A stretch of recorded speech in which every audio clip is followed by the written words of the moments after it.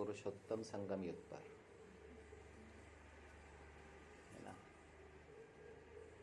हम ब्रह्ममुख वंशावली ब्राह्मण कुलभूषणों को दिव्य बुद्धि और दिव्य दृष्टि देकर पढ़ाने वाले ज्ञान सागर शिव बाबा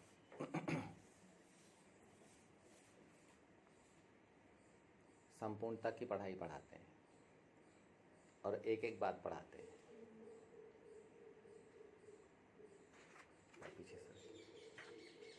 पीछे सरकिए थोड़ा, पीछे सरकिए, बनेगा नहीं लिखते। तो बाबा समझाते हैं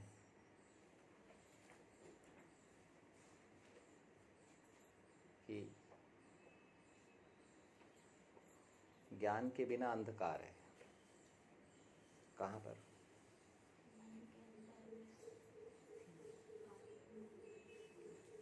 सूक्ष्म दुनिया में।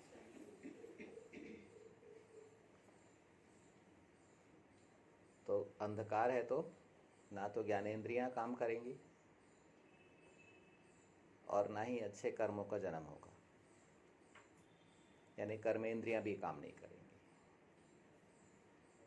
और बड़ी सुंदर सी बात बाबा ने आज समझाई है कि ज्ञानेंद्रियां हैं बुद्धि में, जो निर्णय लेने में मदद करती हैं, और कर्मेंद्रियां हैं मन में, जो कर्म करने में मदद करती हैं। ज्ञानेंद्रियों से ज्ञान का जन्म होता है और कर्मेंद्रियों से कर्म का जन्म होता है। बाबा बुद्धि देकर ज्ञानेंद्रियां देते हैं, कर्मेंद्रियां आत्मा के पास में होती हैं, सूक्ष्म देह में। कर्मेंद्रियां सूक्ष्म देह में हैं, ठीक है, और ज्ञानेंद्रियां बुद्धि में। तो ज्ञानेंद्रियां, दोनों इंद्रियां अनुभव देने का काम करती हैं। इंद्रियों से अनुभव भी उठाया जाता है और इंद्रियों से निर्माण भी किया जाता है, जन्म भी दिया जाता है।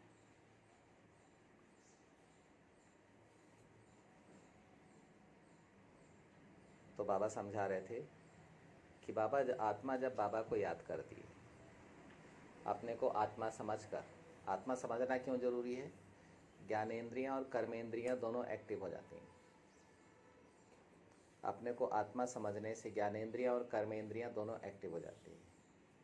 ज्ञानेंद्रियां और कर्मेंद्रियां दोनों आत्मा परम धाम से लेकर आती है, यानी आत्मा में। ज्ञानेंद्रियों से निराकार का कनेक्शन और कर्मेंद्रियों से आकार का कनेक्शन, और साकार है मोटर। आज तक समझ में आता था कि साकार देह कर्मेंद्रियां हैं और सूक्ष्म देह ज्ञानेंद्रियां हैं, लेकिन आज समझ में आए, क्योंकि बाबा तो महीन रक्त दान करते हैं, तो महीन बुद्धि से ही पढ़ा जा सकता है। जब तक महीनता ना हो। महीनता लाने की विधि क्या है?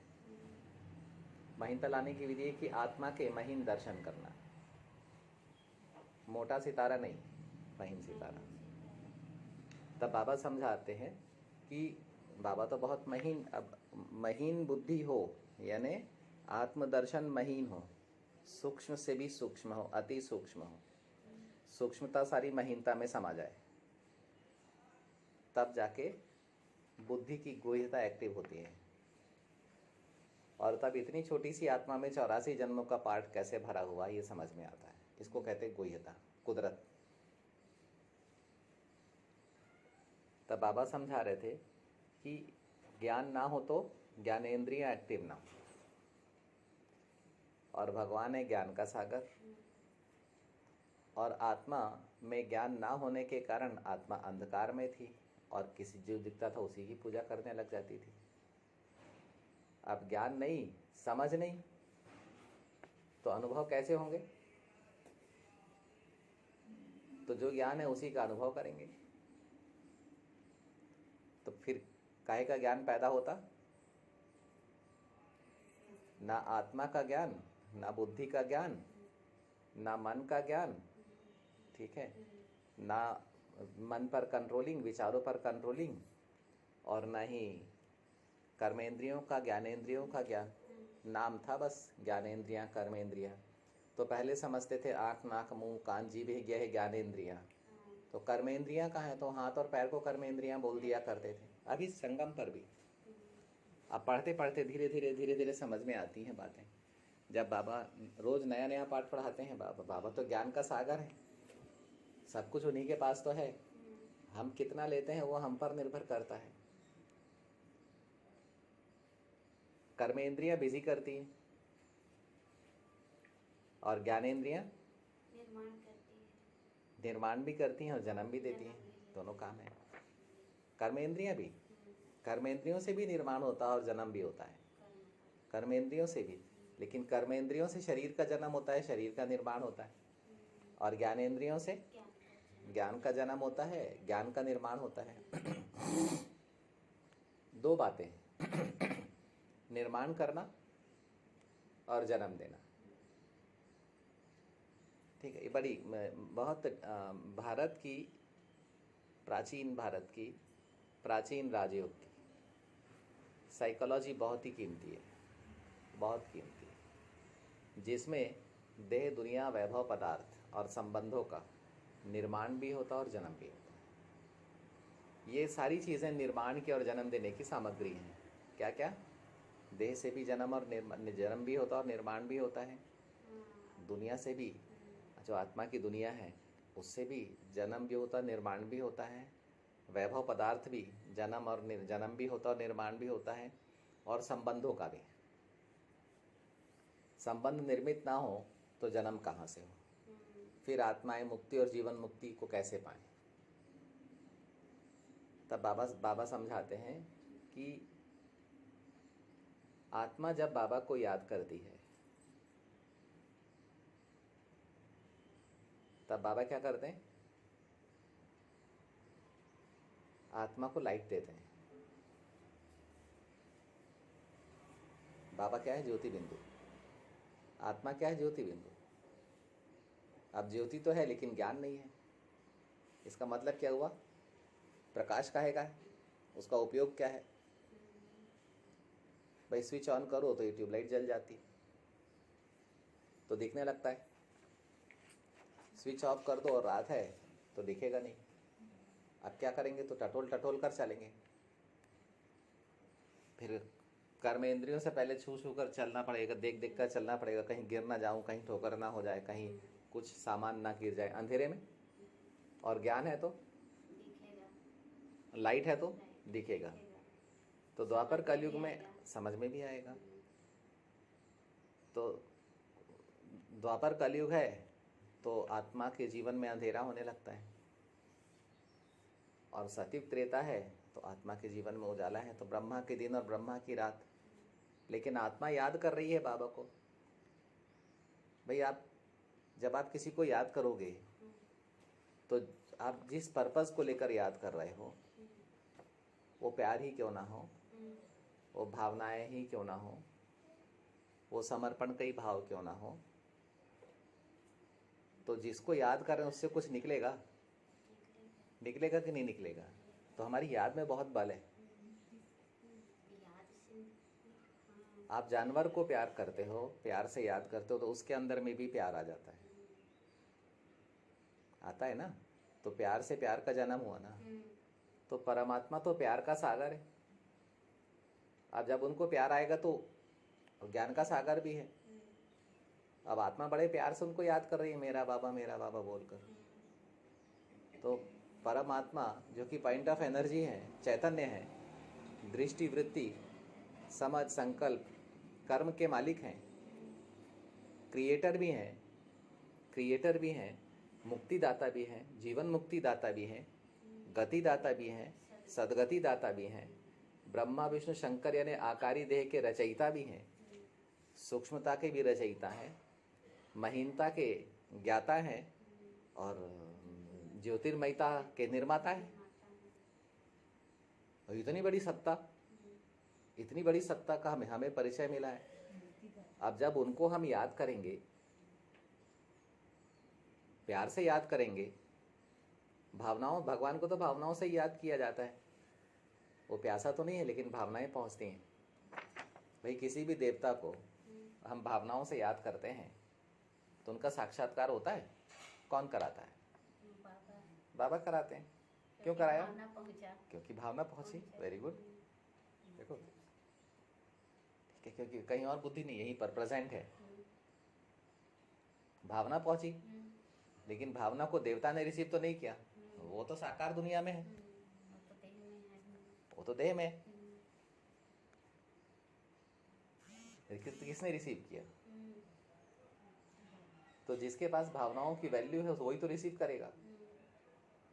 जिसके पास भावनाओं की वैल्यू नहीं है वो क्या रिसीव करेगा? अच्छा, फिर भावनाएं उसकी किस काम की? तो इसीलिए मनुष्य के जीवन से भावनाएं चले जाती, लेकिन भगवान तो दिलाराम है, दिल लेने वाला और दिल देने वाला। अब जिसने दिल लिया उसको सब कुछ मिला, जिसने दिल दिया उसने सब कुछ दे दिया। दिल लेना और दिल देना ये बहुत बड़ी बात होती है। अब आत्मा बाबा को याद कर रही है, क्यों याद कर रही है? मुझ निर्गुण हारे में कोई गुण नहीं, आप ही तरस परोई है। ठीक है बाबा, मेरे जीवन में मैं अकेली हूँ, मेरे जीवन में सुख शांति भी नहीं है बाबा, मेरे जीवन में संबंध भी ऐसे ऐसे हो गए हैं बाबा, संबंधों से भी दुख जन्म ले रहे हैं, विकार जन्म ले रहे हैं, विषय जन्म ले रहे हैं बाबा, संबंध मन को बहुत प्रभावित कर रहे हैं बाबा, सुख शांति नहीं है बाबा, सुकून चैन आराम नहीं है, बीमार काया है बाबा। अब मिला तो क्या बोलेगी आत्मा, क्या बात करेगी? आत्मा क्या बात करेगी? भाई पतित मिली है, कमज़ोर मिली है बाबा, ये कमजोरियां हैं बाबा, ये विषय हैं, ये विकार हैं बाबा, इतना यहाँ लुट गया, उतना वहाँ लुट गया बाबा, इसने ये कर दिया, उसने वो कर दिया, बस कंप्लेंट बाबा से। लेकिन फिर भी बाबा को याद करते, लेकिन बाबा समझते कि आत्मा उन्हें क्यों याद कर रही है, आत्मा उन्हें क्यों याद कर रही है। अच्छा, अब आत्माएं जो माता पिता क्वालिटी की आत्माएं हैं उनके साथ में प्रजा भी होती है, यानी बच्चे भी होते। तो कई बोलती बाबा इतना है, ये व्यवस्था नहीं है, वो व्यवस्था नहीं है बाबा। अब बाबा तो एक बाबा ही तो है जिससे सब कुछ बोला जा सकता है। ना तो माँ से बोल सकते, ना पिता से बोल सकते, ना पत्नी से बोल सकते, ना बेटा बेटी से बोल सकते, ना दोस्त यार से बोल सकते। बाबा ऐसा, उसे सब कुछ बोल सकते। सोनिया दीदी बोलते हैं बाबा से सब कुछ बोल देते हैं, है ना। बस वो एक ऐसा है जो चुप रहता है, लेकिन चुप नहीं रहता, करता है वो। लेकिन करता कहाँ से? तो बाबा के पास क्या है? तो प्रकाश है, और मैजिकल प्रकाश है, जादू भरा हुआ उस प्रकाश में। अब आत्मा ने याद किया तो सबसे पहले तो बाबा उसको प्यार करता है। अब प्यार कैसे करेगा? अब बाबा ने, अब प्यार तो लाइट है ना, बाबा ने लाइट दे दी। अब उस लाइट में क्या है? आत्मा ने अनुभव भी कर लिया, लेकिन उस लाइट में क्या है? प्यार का ज्ञान ना मिले तो जो प्रकाश मिला उसमें प्यार मिला। ठीक है, तो प्यार तो आत्मा अनुभव करते रहती है, कोई ना कोई परिवार का या दोस्त यार प्यार करते ही रहते हैं, कोई ना कोई संबंध से प्यार मिलते ही रहता है। लेकिन परमात्मा ने प्यार दिया, क्या अंतर होगा? तब बाबा क्या करते हैं? बाबा दिल से प्यार करते हैं। भाई दिल से प्यार करते हैं तो आत्मा माँ के पेट में पड़े हुए गर्भ की भ्रिकुटी में जाकर बैठ जाती है, क्योंकि दिल से बुलाते हैं माता पिता, दिल से आह्वान करते हैं, बड़ी बात है। तो दिल से प्रवेशता मिलती है, दिल में है एंट्री द्वार और संस्कारों में है एग्जिट द्वार। आत्मा संस्कार लेकर आती है, दिल में प्रवेश कर जाती है, दिल से बुद्धि में आती है। ठीक है, तो दिल में तो बचपन है, दिल तो इन्फेंट है, इनोसेंट है, दिल में 3-5 नहीं होता। दिल में दिल आया माने समर्पित, बात खत्म। अब मैं नहीं, सिर्फ आप। एक आत्मा आती है माता पिता के पास अपना दिल लेकर, मेरा दिल ले लो, मुझे प्रवेश दे दो। तो माँ बाप भी बोलते हैं कि हाँ बच्चे, तुम्हारा दिल हमारा और हमारा दिल तुम्हारा। अब दिल से दोनों समर्पित हुए, तब आत्मा अंदर प्रवेश कर पाती है। ऐसे ही बाबा जब आत्मा को देते हैं, कोई आत्मा दिल से बोलती है मेरा बाबा। अब माता पिता हैं वो तो, उनको मालूम है कि हमें क्या चाहिए, तो बस जितना समझ होती है आत्मा में उतना देना चालू करते हैं। हाँ, देते जाते हैं, समझ बढ़ते जाती, देते जाते समझ बढ़ते जाती, देते जाते समझ बढ़ते जाती।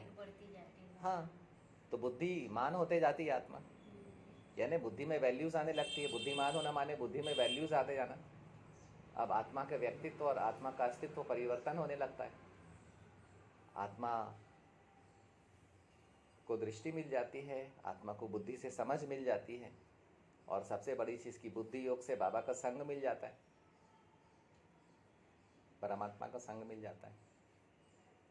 अब जब आत्मा याद करती है और बाबा से कुछ आता है तो उसकी दो मशीनरियां काम करती हैं, एक है सूक्ष्म मशीनरी, एक है स्थूल मशीनरी। सूक्ष्म मशीनरी से आत्मा परखती है। अच्छा, बाबा कुछ भी देते तो उसका ज्ञान पहले देते, तब तो समझेगी कि बाबा ने क्या दिया। लेकिन बाबा ये भी बोलते हैं तुम्हें जो मिल रहा है वो तुम्हें दूसरों को देना है। जो देने वाले होते हैं वो माता पिता भाई बहन के साथ साथ टीचर भी बन जाते हैं। फिर बाबा साथ साथ वरदान भी देते हैं। तो बाबा कहते हैं जैसे मैंने तुम्हें वरदान दिया वैसे तुम भी वरदान दो सबको, तो सबके दुख सरलता से सहजता से खत्म होंगे। ये सब बाबा अपने समान बनाते हैं, ये सब काम करना सिखाते हैं बाबा। तो सूक्ष्म मशीनरी हमेशा ध्यान रखेंगे टाइम कंज्यूमिंग नहीं है। बाबा जब देता है आत्मा को समझ में आता, उसमें समय खर्च नहीं होता। बाबा इसीलिए बोलते हैं कि मुझे याद करो तो मैं तुम्हारी ज्ञानेंद्रियों को भी भरपूर करूंगा, तो तुम्हें अंदर से संतुष्टि आएगी, अंदर से अविनाशी प्राप्तियों के खजाना तुम्हें मिलेगा। अविनाशी प्राप्तियों से भरपूर होगे तुम, क्यों? ज्ञानेंद्रियों से तुम्हें मिल रहा है और तुम उसको अनुभव कर रहे हो। तो अनुभव हुआ, समझ में आने लग गया। तो ज्ञानेंद्रियां, अब आती है बात सूक्ष्म देह की। सूक्ष्म देह का जन्म अशरीरी से होता है और अशरीरी का जन्म मन के कारण होता है, और मन है आत्मा की शक्ति माने माइट। और माइट की मोटर एक्टिव होती है जब आत्मा को बाबा से लाइट मिलती है। और आत्मा को लाइट तब मिलती है जब आत्मा अपने को आत्मा समझकर मन बुद्धि संस्कार का ज्ञान अपने में रखकर बाबा को याद करती है, तब बाबा से आत्मा में लाइट आती है। जब लाइट आती है तो उसे अनुभव होता है, तब समझ में आता है। अब जब समझ में आता है तो जो लाइट थी वो माइट बन गई। अब माइट बन के कहाँ जाती? मन में, मन में आ गई। अब मन क्या है? माइट का कंज्यूमर, यूजर। आत्मा अपने मन के द्वारा अपनी माइट का उपयोग करती है। बहुत सुंदर आज बाबा ने पढ़ाई है।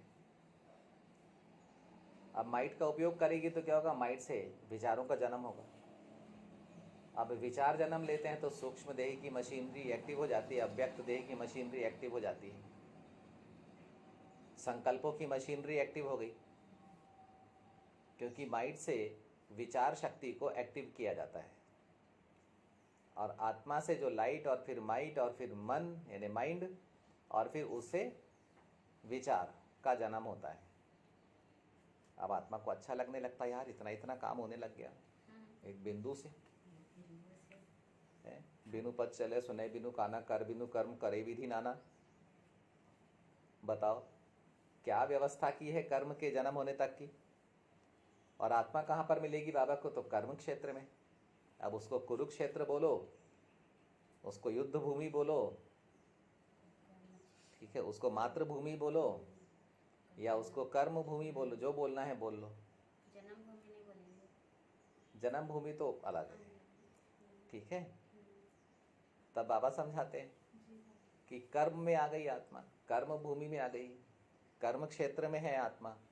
अब आत्मा को चाहिए अच्छे कर्म। अब आत्मा को विकर्मों से बाहर निकालना है तो उन्हें अच्छे कर्मों का स्वाद देना पड़ेगा।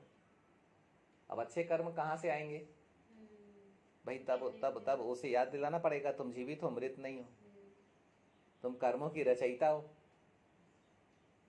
तुम कर्म का निर्माण करती हो, ड्रामा भी काम कर रहा है।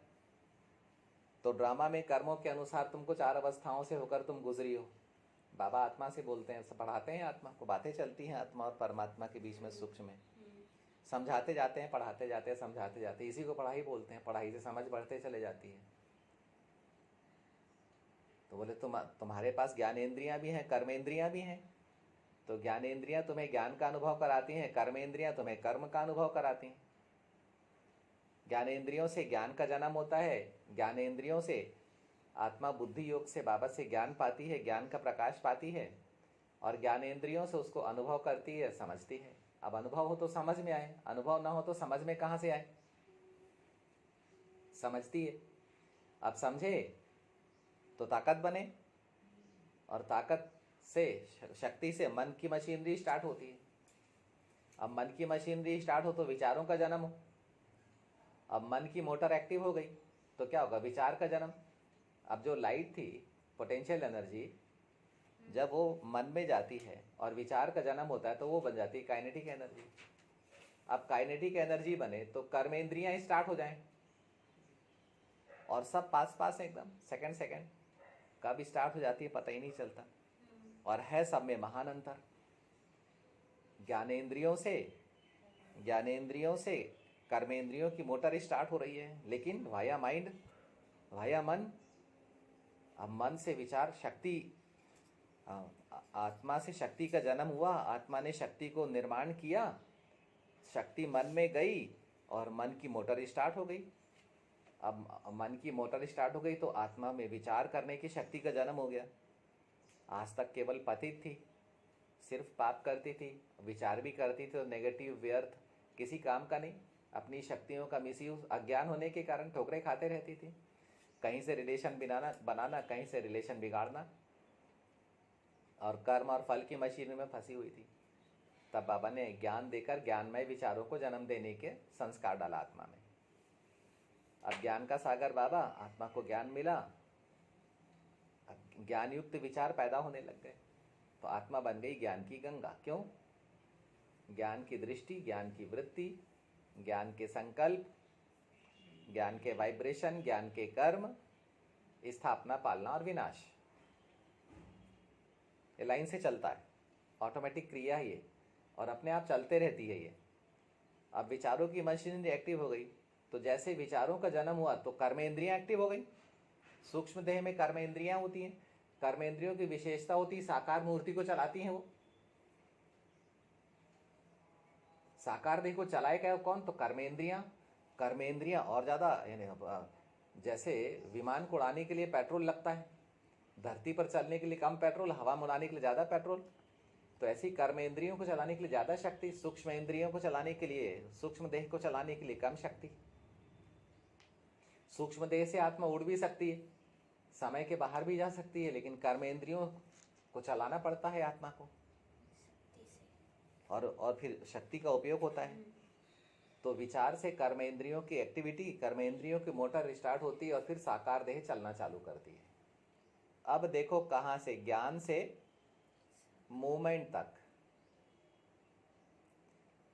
अब साकार देह चले तो 5 तत्वों की मशीनरी चले, कर्मेंद्रियां चले तो कर्म कर्म विकर्म की मशीनरी चालू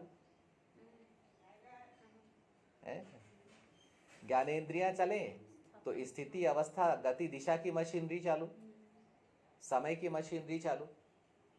तो जैसी आत्मा तो सतयुग एक्टिव, सतोगुणी आत्मा तो त्रेता एक्टिव, रजो प्रधान आत्मा तो द्वापर एक्टिव, समय की मशीनरी चालू हो रही है। तमो प्रधान आत्मा तो कलयुग एक्टिव, अब बाबा आ गया तो संगम युग एक्टिव। क्या बढ़िया, क्या बढ़िया गीता ज्ञान है। ब्रह्मा मुख द्वारा ज्ञान सागर शिव बाबा ने जब बोलना शुरू किया तो गीता का ज्ञान बाहर आया। निजानंद स्वरूपम शिवोहम शिवोहम, निज प्रकाश स्वरूपम शिवोहम शिवोहम, और निज शक्ति स्वरूपम शिवोहम शिवोहम। बताओ, मैं ही शिव हूं, मैं ही शिव हूं। पहचानो, मैं तुम्हारे सामने आया हूं, तुम्हारी दृष्टि में आया हूं, तुम्हारे सम्मुख आया हूं, तुम्हारा बनकर आया हूँ और तुम्हें संपूर्ण बनाने के लिए आया हूँ, संपन्न बनाने के लिए आया हूँ, भरपूर बनाने के लिए आया हूँ, पावन बनाने के लिए आया हूँ। तुम पापों से मुक्त होना चाहते थे, मैं पतित पावन हूँ, तुम्हें पापों से मुक्त करने के लिए आया हूँ, वॉइसलेस बनाने आया हूँ। लेकिन कल्प का अंत है, अब कल्प का अंत है, कल्प का अंत है, तो तुम्हें अब अंत तक मेरे साथ रहना है। और इस अंत में तुम्हें स्थापना भी करनी है, सबकी पालना करने का संस्कार भी डालना है और विनाश करने का संस्कार भी डालना है। इन तीनों चीजों में तुम्हें मेरा संग करना है। और अगर तुम्हें मेरा संग चाहिए तो तुम्हें वॉइसलेस बनना पड़ेगा और अपने सारे जो वायर्स जुड़े हुए हैं उसको कट करने पड़ेंगे। वायर्स बहुत सारे संबंधों से जुड़े हुए हो, उन सबको कट करो और वायरलेस सेट को एक्टिव करो और मुझसे कनेक्ट हो जाओ। जैसे ये ब्लूटूथ से कनेक्ट है, ऐसे अभी आप बिना टूथ यानी टीथ, बिना शब्द, बिना वाणी के, बिना कर्म के अब तुम मुझसे कनेक्ट हो जाओ, तो मैं तुमसे स्थापना भी करवा लूंगा, वो भी धर्म की स्थापना, और वो भी आदि सनातन देवी देवता धर्म की स्थापना, एकमात्र धर्म जिसमें विश्व का मालिकपन है, विश्व की राजाई है और साथ साथ 5000 साल तक चलने वाला धर्म है। उस धर्म की स्थापना कराऊंगा। तुम्हारा प्रभाव देखो, तुम मुझे पतित मिले हो लेकिन तुम मेरा संग करो, बस तुम मुझे जो तुम हो वो बनकर याद करो, जो मैं हूं उसे समझकर मुझे याद करो, तो तुम्हारा और मेरा संग हो जाएगा और मैं तुम्हें वॉइसलेस भी बना दूंगा, विश्व का मालिक भी बना दूंगा। तुम्हारे जीवन में स्वर्ग भी आ जाएगा, सुख शांति पवित्रता भी आ जाएगी। तुम्हारी खोई हुई सारी सामग्री जो भूतकाल में फंसी हुई है वो भी निकलकर तुम्हारे सम्मुख आ जाएगी। तुम्हारी बिंदु की सामग्री है, सब कुछ बिंदु से निकलता है बाहर। बाबा बिंदी तो बाबा से निकलेगा तो आत्मा बिंदी को मिलेगा। अब आत्मा बिंदी जब साकार दुनिया में आएगी, ठीक है, ज्ञानेंद्रियों कर्मेंद्रियों को एक्टिव करके, तब ड्रामा बिंदी निकलेगा। तो सब कुछ आत्मा को बिंदी से मिलता है। तो बिंदी को समझ लो तो तुम्हें भगवान भी मिल जाएगा, तुम खुद भी मिल जाओगे और तुम्हें तुम्हारा संसार भी मिल जाएगा। बहुत बड़ा पाठ है लेकिन समय की भी सीमा होती है और बाबा पढ़ाने आया है तो संपन्नता और संपूर्णता की पढ़ाई पढ़ाने के लिए आया है। ज्ञान सागर है और सबसे बड़ी चीज की ज्ञान सागर अपना है, सच्चा है, जो आज तक कोई भी संबंध में नहीं मिला। सच्चे संबंध कहाँ मिले? और दिल से आया है। कैसे आया है? दिल से आया है। दिल के संबंध भी कहाँ मिले हैं? दिल के संबंध भी कहाँ मिले? आज तक नहीं मिले। दिल के संबंध भी ड्रामा के संबंध मिले, ड्रामा से देवताओं से संबंध बन गए, ड्रामा से क्षत्रियों से संबंध बन गए, ड्रामा के अनुसार वैश्यों से संबंध बन गए, ड्रामा के अनुसार शूद्रों से संबंध बन गए।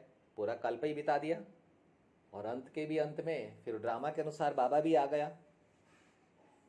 इतनी भीड़ थी संसार में, इतनी भीड़ थी, कर्मों की भी भीड़, संकल्पों की भी भीड़, आत्माओं की भी भीड़ से संबंध हो गया। कितनी भीड़, उसमें बाबा मिला। अब इतनी भीड़ में, इतने पोलार में, इतने ईथर में, इतने कणों में, इतने छोटे से कण को भारत माता के बच्चों ने पहचाना।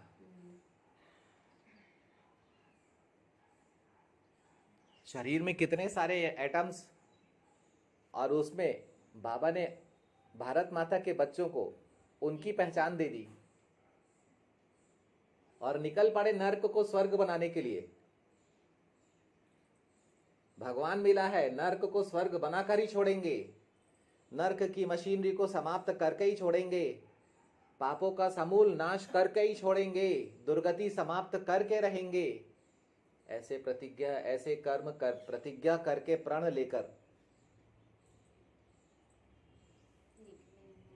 शिव की संतानें, ब्रह्मा की संतानें चली संसार को स्वर्ग बनाने, हेल से हेवन बनाने। ठीक है। ओम शांति। सब बहुत खुश रहें, दिल से बहुत दुआएं निकलती हैं कि इतने अच्छे कर्मों में हम सबका साथ है और संगम पर बाबा ने हम सबको मिला दिया। जब एकदम टूटे हुए थे, गिरे हुए थे, कमज़ोर थे, खाली हो गए थे, सारी मशीनरियाँ ऑफ हो चुकी थी, तब बाबा ने इतनी ऊंची पढ़ाई पढ़ाना चालू किया और आज दिल अंदर से गदगद है। वाह बाबा वाह, वाह बाबा वाह, वाह वंडरफुल रामा वाह, और वाह आदि मध्य अंत वाह। है ना? बाबा आप मिले, सब मिला। अब समझ में आता है बाबा कि मैं कौन, मैं क्या, मैं कितना और मैं किसका। ओम शांति, ओम शांति।